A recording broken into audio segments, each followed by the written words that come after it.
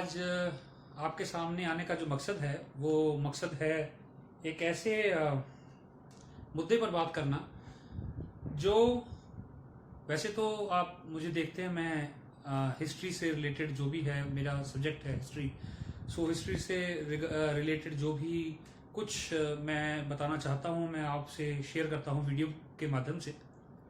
लेकिन आज जो हमारा मिलने का जो मोटिव है, जो मकसद है मिलने का, वो है फार्म बिल्स 3 जो बिल पास हुए हैं, और एमएसपी क्या है, एपीएमसी क्या है, मंडी बोर्ड क्या है, और गवर्नमेंट क्यों ऐसा कर रही है, और देश में जो देशव्यापी जो आंदोलन चल रहे हैं, खास करके पंजाब में हम देख रहे हैं कि बहुत ज़्यादा जो है किसान आंदोलन चल रहे हैं, उनके बारे में हमने बात जो करनी है आज आपसे इस विषय पर बात करेंगे।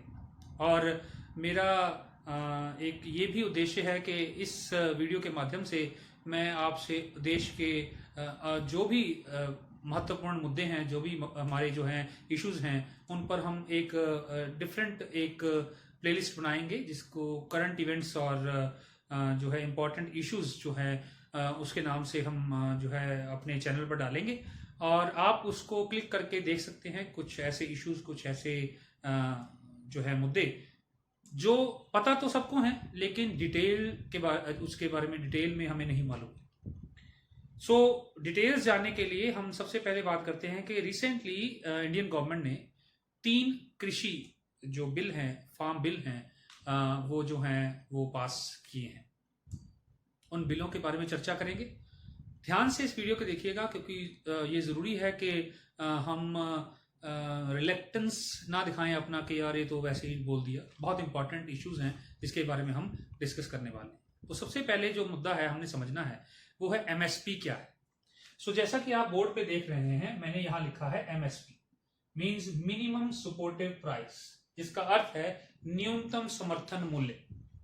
सो न्यूनतम समर्थन मूल्य क्या होता है? देखिए, तकरीबन अगर हम मान के चलें तो 1966-67 में कंप्लीटली जो है एमएसपी जो है वो एक तरह से हमारे सामने आता है। सबसे पहले वीट के लिए, गेहूं के लिए इसको शुरू किया। उसके बाद इसमें टोटल हम मान के चलते हैं 22 क्रॉप्स ऑलमोस्ट जो है इस एमएसपी में आती हैं। 22 फसलें जो हैं आती हैं, और इन 22 फसलों का न्यूनतम समर्थन मूल्य सरकार द्वारा तय किया जाता है। आपको मालूम ही होगा कि जब देश में हरित क्रांति आई, ग्रीन रेवोल्यूशन आया, तो देश जो है आत्मनिर्भर बना अनाज के माध्यम। हम बात करते हैं कि कहां से हमें लाल बहादुर शास्त्री जी ने नारा दिया, जय जवान जय किसान। तो उस समय भारत को आवश्यकता थी किस वस्तु की? सबसे अन्न भंडारण की, अनाज की। तो उस समस्या को सॉर्ट आउट किया गया ग्रीन रेवोल्यूशन से। व्हाइट रेवोल्यूशन आया, दुग्ध उत्पादन में हम जो है वृद्धि हुई। तो इस ग्रीन रेवोल्यूशन से क्या हुआ कि एवरी ईयर जो क्रॉप्स हैं, जो प्रोक्योरमेंट है वो बढ़ती गई। तो प्रोक्योरमेंट बढ़ने के कारण सरकार अभी समस्या क्यों आ रही है? अब सरकार ने जो एक बिल पास किया है जिसमें असेंशियल कमोडिटीज अमेंडमेंट बिल है, जिसमें जो असेंशियल कमोडिटीज मतलब जरूरी वस्तुएं जिसका आप स्टॉक नहीं कर सकते हैं, उसमें अमेंडमेंट की है, जिसमें से बहुत सारी खाद्य वस्तुएं निकाल दी गई हैं। जैसे आलू है, प्याज है, एडिबल ऑयल्स हैं, और बहुत सारी वस्तुएं हैं जो उसमें से निकाल दी गई हैं। अब स्टॉकिस्ट इसका स्टॉक कर सकते हैं, लेकिन एक्सेप्ट एक्सट्रीम कंडीशन, जैसे कोई वॉर है या कोई इमरजेंसी है या स्टीप राइज इन प्राइस है, वो स्पेशल कंडीशंस में जो है उनका स्टॉक जो है नहीं किया जा सकता। पर स्पेशल जो बात इसमें जो गौर करने वाली है, स्टीप राइज इन प्राइस। तो स्टीप राइज का क्या मतलब है? आप ये नहीं बता रहे किस स्टेज पर जाके रोकेंगे उसको। तो इससे क्या है कि कॉर्पोरेट सेक्टर को जो है ये दे दिया गया है अधिकार कि आप जो है फसलें खरीदें। उसके बारे में डिटेल में बात करेंगे, लेकिन सबसे पहले एमएसपी की बात चल रही थी। तो इन फसलों का न्यूनतम समर्थन मूल्य जिस वस्तु का तय है, अब फॉर एग्जांपल हम आप बात लेते हैं, सिंपल भाषा में समझते हैं क्या है। तो आप बात करते हैं कि कोई वस्तु जैसे आलू है, आप प्याज का उदाहरण ले लीजिए। अब प्याज है, अनियन है, तो अनियन का प्राइस जब फसल नहीं होती तो कितना चला जाता है? 100 रुपए, और 100 से भी प्लस जो है प्राइस चला जाता है। लेकिन अगर ज्यादा फसल आ गई तो उसका प्राइस बिल्कुल बिलो द लेवल चला जाता है।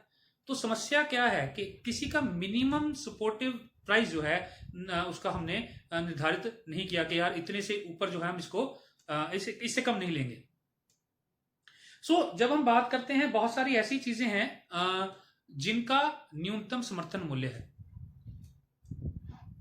मतलब कि अगर आपने वो वस्तु परचेज करनी है तो कम से कम सरकार उस रेट में उस वस्तु को लेगी, चाहे उस वस्तु की कितना भी उत्पादन हो, कम हो ज्यादा हो, उस दाम से नीचे दाम पर सरकार उसको नहीं खरीदेगी।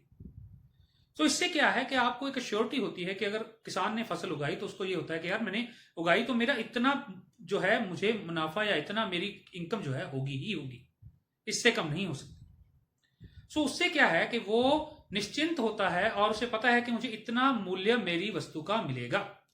और ये अच्छी बात भी है। जब से ऐसा हुआ है तो भारत सेल्फ रिलायंट हुआ है। उसमें बहुत सारी दालें लगा लें आप, बहुत सारी चीजें, गेहूं लगा लें, चावल लगा लें, हम जो है बहुत ज्यादा मात्रा में उत्पादन उनका होने लगा है। अब समस्या क्या है कि जब ज्यादा उत्पादन होने लगा तो अब सरकार चाहती है कि इन वस्तुओं का उत्पादन सीमित हो, और उसे सीमित करने के लिए सरकार का ये जो माध्यम है, ये बिल पास करना और कॉर्पोरेट सेक्टर को हैंडओवर कर देना चीजों को, ये भारत खास करके पंजाब के किसान जो है इसका विरोध कर रहे हैं। मैं ये नहीं कहता कि सरकार की मंशा गलत है, लेकिन मैं ये कहता हूं कि इसके अलावा हमारे पास बहुत सारे ऐसे तरीके हैं जिनसे इन मसलों को सॉल्व किया जा सकता है। ठीक है, उसके बारे में बात करेंगे। तो आपको पता लगा कि एमएसपी क्या है, मिनिमम सपोर्टिव प्राइस या न्यूनतम समर्थन मूल्य क्या है, उसके बारे में आपको डिटेल में यहां पता लग गया। अब हम बात करेंगे एपीएमसी। जैसा कि आप देख सक रहे हैं, मैंने यहां लिखा APMC, agriculture produce market committee. जो आपका फसल उत्पादन होता है, एग्रीकल्चर प्रोड्यूस यानी फसल उत्पादन, मार्केट कमेटी। तो जो किसान भाई सुन रहे होंगे, जो यंग जनरेशन मुझे सुन रही है, जो बिलोंग करती है खेती से, तो उन्हें पता होगा कि ये फसल का जो टाइम होता है, जब जिसे हम कहते हैं फसल काटते हैं, उसके बाद मंडियों में जाती है, मंडियों में से आड़तियों को बेचा जाता है। और उसके लिए एक मंडी बोर्ड है जो फीस लेता है, जिसका अपना एक तरीका है जिससे वो जो है अपनी फीस लेकर, और मंडी बोर्ड जो है अपना स्मूथली रन करता है सिस्टम को। मंडियों को देख रेख हो गई, मंडियों का बाकी जो सिस्टम है सारा इसमें चलता है। और एपीएमसी को खत्म करना मतलब बहुत सारे लोगों के कारोबार को खत्म करना। इसमें मंडी के जो आड़ती हैं वो भी गए, मंडियों के ऊपर जो बहुत सारे लोग निर्भर करते थे वो गए, दुकानदार गए, बहुत सारे ऐसे नुकसान हैं जो हमें देख। अब फायदा क्या है, अब फायदा भी बात कर लेते हैं। तो फायदा ये है कि एपीएमसी खत्म होने के बाद अब आप किसी को भी कहीं भी जो है अपना सामान बेच सकते हैं। मतलब अगर आप इंटरस्टेट और इंट्रास्टेट कहीं भी आप अपना सामान जो है, अपना फसल उत्पादन जो है वो बेच सकते हैं, जहां आपको मूल्य उसका अधिक मिल रहा हो। और इसके लिए ना तो कॉरपोरेटर को जो आपकी फसल खरीद रहा है उसको कोई टैक्स देना है, ना ही आपको कोई टैक्स देना है। ये बेनिफिट है। लेकिन इससे जो इस पर आधारित लोग थे, जो एक कम्युनिटी पूरी इसके ऊपर निर्भर थी, वो सब खत्म हो जाएगी।